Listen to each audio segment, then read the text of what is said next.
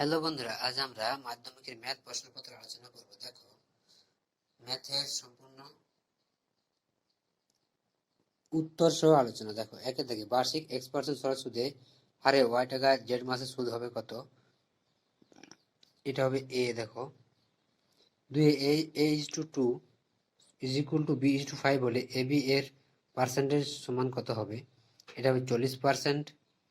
এটা হয়ে যাবে আমাদের 40%। এরপর দেখো, ও কেন্দ্রবৃত্তের এবি একটি ব্যাস এসিজে কেন্দ্র করে 60 ডিগ্রি কোণ উৎপন্ন করলে কোণ ওসিবি এর মান হবে কত? এটা হবে 30 ডিগ্রি।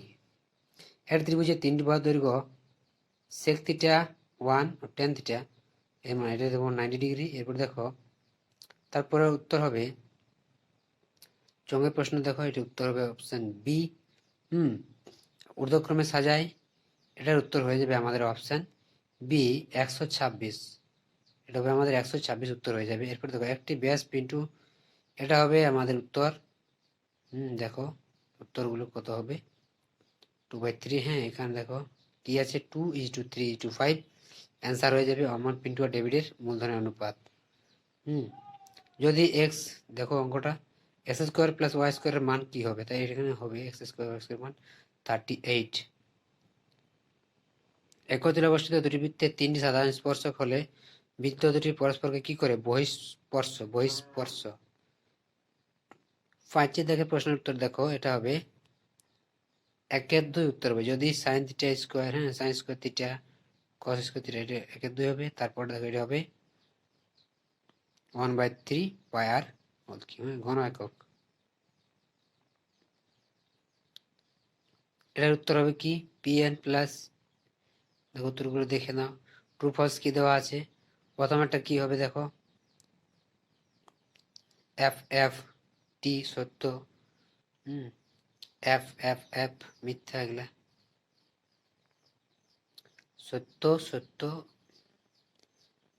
ফলস একটা সত্য, বাকিগুলো সব ফলস। এরপর অঙ্কগুলো দেখে যাও, এই অঙ্কগুলো একটু দেখে দেখো। আশা করি প্রশ্নগুলোর উত্তর সঠিকভাবে করেছো তোমরা। সাজেশন অবশ্যই কমন পেয়েছো।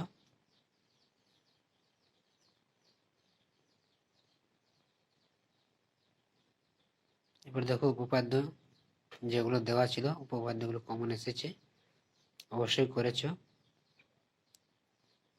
জ্যামিতিক উপায়ে এগুলো অবশ্যই করেছো একটি। দেখো, প্রশ্ন ঠিকই এসেছে।